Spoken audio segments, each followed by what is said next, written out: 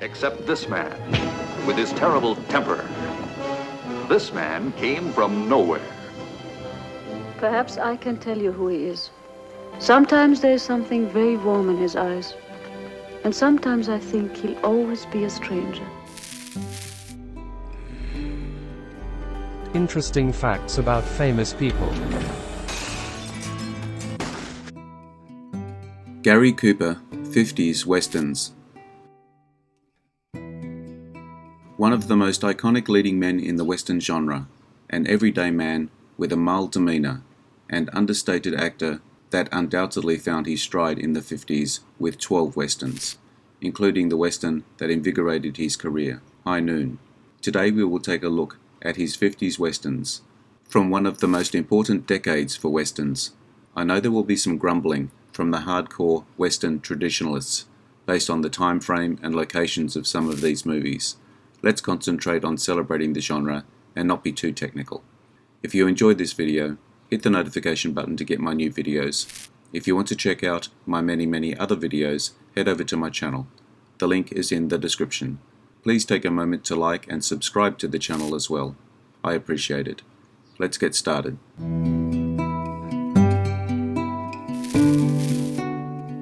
Brightleaf, 1950. Once, magnate Major Singleton ran the Royals out of the Kingsmont tobacco country for daring to make lowly cigarettes.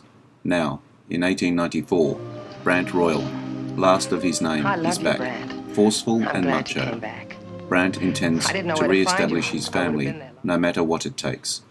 Two lovely women have waited for him, bordello keeper Sonia, with love, Singleton's daughter Margaret, with hatred and desire. As automation rears its head, the struggle attains an epic quality. Will Royal cigarettes flood the market? Will Brant pick the wrong woman? Dallas, 1950. After Confederate officer Blade Hollister's home and family are destroyed by the Marlowe brothers during the Civil War, he swears revenge, refusing to surrender, and becomes a wanted man. Hollister fakes his own death in order to pursue the three brothers into Texas, in a staged gunfight with friend Wild Bill Hickok. He befriends Martin Weatherby, the newly appointed U.S. Marshal to Dallas, an affable but not experienced lawman, allows Hollister to assume his identity. The eldest of the Marlowe brothers, Will, masquerades as a law-abiding real estate agent and feigns righteous indignation over the brutal acts of lawlessness and violence delivered on the citizens of Dallas by his brothers Cullen and Bryant. Their parents were fond of the renowned poet William Cullen Bryant. Hollister becomes a rival for the affections of Weatherby's aristocratic fiancée, Tonya Robles. Martin wonders whether he should let Blade know that he's been pardoned and free to marry her after the Marlowes have been defeated.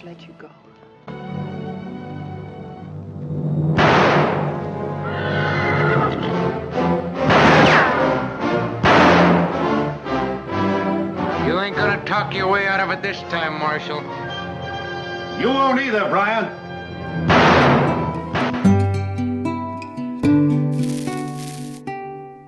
Distant Drums, 1951. Navy Lieutenant Tufts accompanies Scout Quincy Wyatt into the Everglades to rout the Seminole Indians who are threatening the early settlers in Florida. When the command is forced to run, Wyatt and Seminole Chief Osceola square off in an exciting climax. Except for Larry Chance, the actors playing Seminole Indian warriors were in fact real Seminoles. The main villain, Chief Osceola, is based on the real-life Seminole leader Osceola. The only retreat was to cross the wild, steaming, swamp-ridden Everglades, say the unknown jungle, dark, weird, beautiful, deadly. Here was the constant menace of mutiny, danger of a reckless woman, Seminoles, driving them deeper and deeper into this trackless green inferno. The baby lost battalion in a lost world. We ain't running anymore. We're gonna stay right here and we're gonna fight. All right, come on! Go right to it! Bringing dynamic force to this giant of all adventure stories is Gary Cooper as Captain Alden, fiery new star, prisoner of war, who became a captain. Ocala, come out of hiding and face me where I meet all crocodiles in the water. Meet me with your old weapon! The knife!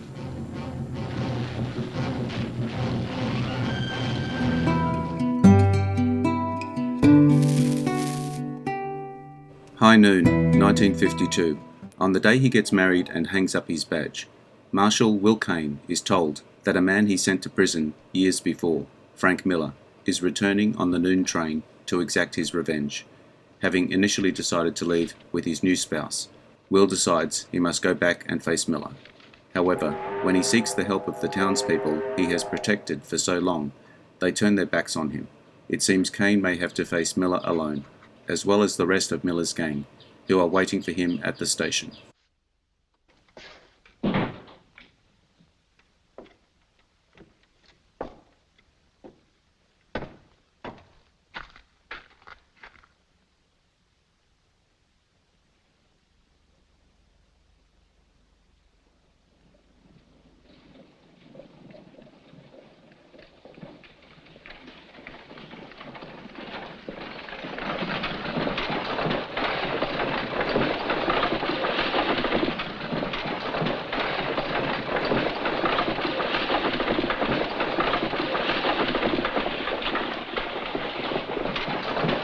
Amy. I mean it. If you won't go with me now, I'll be on that train when it leaves here. I've got to stay. Town left him to face 4 killers, single-handed. It's held such excitement. Miller!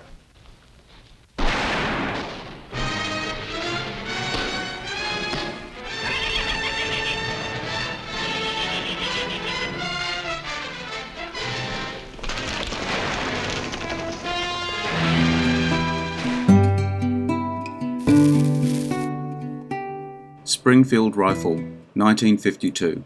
Major Lex Kearney, dishonourably discharged from the Army for cowardice in battle, has actually volunteered to go undercover to try to prevent raids against shipments of horses desperately needed for the Union war effort, falling in with the gang of jayhawkers and Confederate soldiers who have been conducting the raids. He gradually gains their trust and is put in a position where he can discover who has been giving them secret information, revealing the routes for the horse shipments. Fought over frozen crags and canyons, pitfalls and man-traps, to the very top of the world. And the rest of the world watched and waited, while an undaunted man and an untried gun wrote a valiant new chapter into the annals of conflict. It's Gary Cooper as Major Kearney, leader of the Springfield Patrol. When you pay your respects to Colonel John, you tell him to mind his own business. I'm minding mine. Why'd you volunteer for this assignment, Lex? Because I wanted to see this war ended, quick. Then get on with this job. If you don't, you'll have to spend the rest of your days with a brand on you. Aaron, you don't believe... Yes, I do. I wouldn't put anything past you. After the way you've acted. Listen. Let go of me. They can stay under cover in those trees all day and they can slip out tonight. We got to smoke them out of there.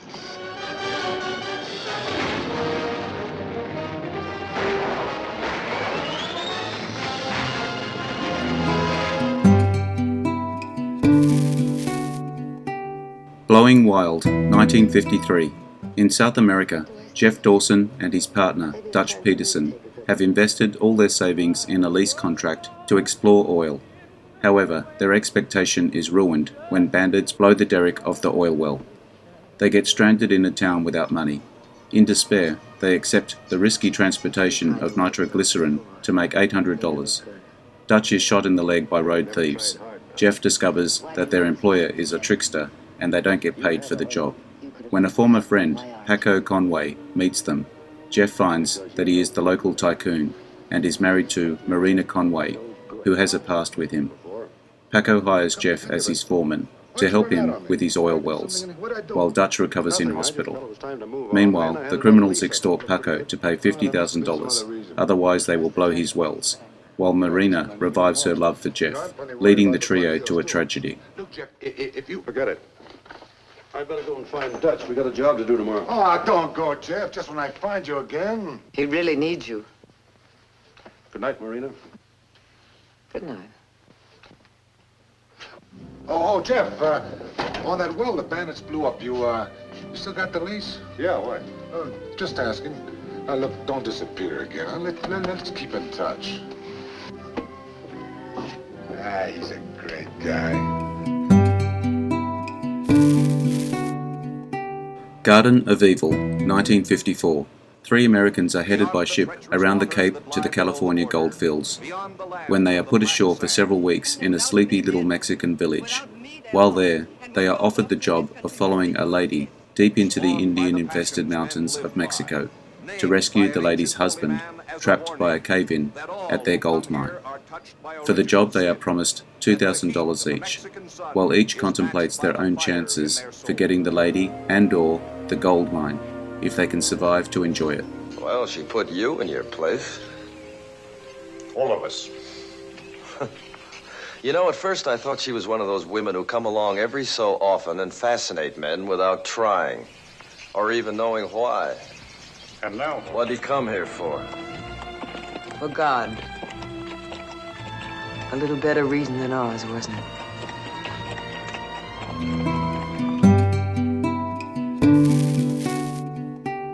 Vera Cruz, 1954.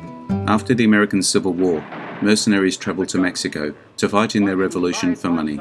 The former soldier and gentleman, Benjamin Train, meets the gunman and killer, Joe Aaron, and his men.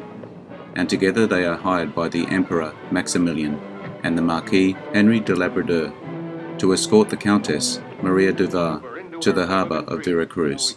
Ben and Aaron find that the stagecoach is transporting $3 million in gold, hidden below the seat, and their scheme to steal it. Along their journey, betrayals and incidents happen, changing their initial intentions. Looks like we tied up with the wrong outfit.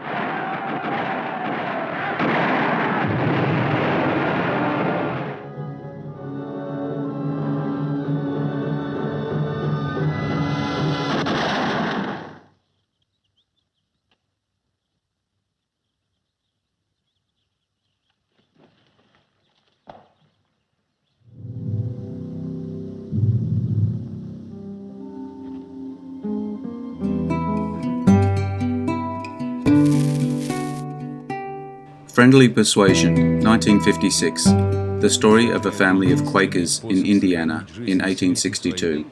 Their religious sect is strongly opposed to violence and war. It's not easy for them to meet the rules of their religion in everyday life. But when Southern troops pass the area, they are in real trouble. Should they fight, despite their peaceful attitude? Cooper hated the way he appeared in the film so much that he never watched it after seeing the rushes. He initially turned the film down because he didn't believe the American public would not accept him as a devout Quaker father. You know, you are married to an artist. Jess, I forbid thee to have this instrument. Forbid, Eliza? For thy own sake, Jess, I forbid. Eliza, when thee asks or suggests, I'm like putty in thy hands, but when thee forbids, thee is barking up the wrong tree. Come on, quickly. Man of the West, 1958. On his way to hire a school teacher, a homesteader is left 100 miles from anywhere. When the train he is on is robbed. With him are an attractive dancehall girl and an untrustworthy gambler, and he decides to get shelter nearby from outlaw relatives he used to run with. They don't trust him, and he loathes them, but they decide he can help them with one last bank job. The last film Gary Cooper made before having plastic surgery in 1958. Jean-Luc Godard, a film critic before he became a director, raved about the film, saying it was the best film of that year. Because of his recommendation, the film was re-evaluated and is now considered a classic western. Ruthless gang made him remember. It's a rare, extraordinary western, crackling with the most electrifying scene. I love touching you.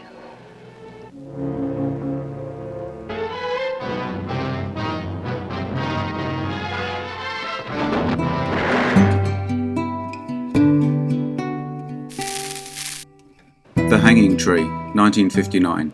In 1873, on the Gold Trail, Montana, the mysterious Dr. Joseph Frail arrives in the town of Skull Creek with miners in the gold rush. Frail buys a cabin on the top of a hill and sees small-time thief, Rune, wounded and chased by a mob who want to hang him. Frail helps and heals Rune. In return, he makes the young man his bondservant. The alcoholic healer and preacher, George Grubb, tells the locals that Frail, who is an excellent gambler and gunfighter, he is a devil and has a mysterious past, but nobody pays attention. Soon the stagecoach is robbed by thieves and kill the passengers, but the coachman survives, and 3 days later he reaches Skull Creek. He tells that the horses had sped down the hill with a young woman inside the stagecoach. The men organise a pursuit, and the rude Frenchy plant finds the Swedish Elizabeth Mailer burnt and blind. Dr. Frail and Rune take care of her. When Elizabeth is healed, she falls into an unrequited love with Dr. Frail. They form a partnership with Frenchy, and Dr. Frail secretly finances them to start their business with the Lucky Lady Mine. When Elizabeth learns that Frail is helping her, she is upset and promises to pay her debt. During a heavy rain, a tree falls at the mine, and the trio of partners finds a fortune in gold under the tree. Frenchy takes some gold to town to buy drinks with the locals. When he is drunk, he takes actions that will affect the lives of the locals and Skull Creek, mostly of Frail, Elizabeth, and Rune.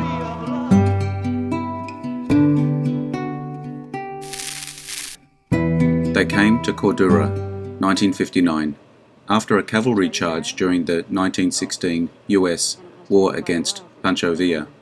Unheroic Awards officer Tom Thorne, who is obsessed with the nature of courage, recommends 4 men for the Medal of Honor. He is ordered back to Cordura with them, and prisoner Adelaide Geary, Gringo who sheltered the enemy on the arduous journey. Thorns Heroes show a different face, and Thorne may have one last chance to prove he's no coward.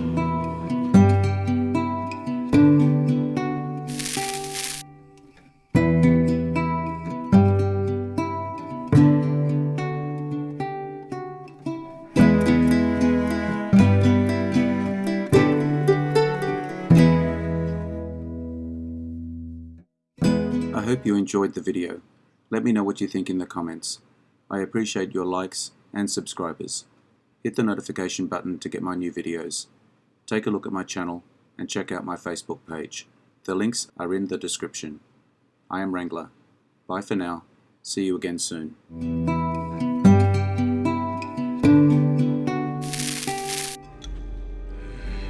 Interesting facts about famous people.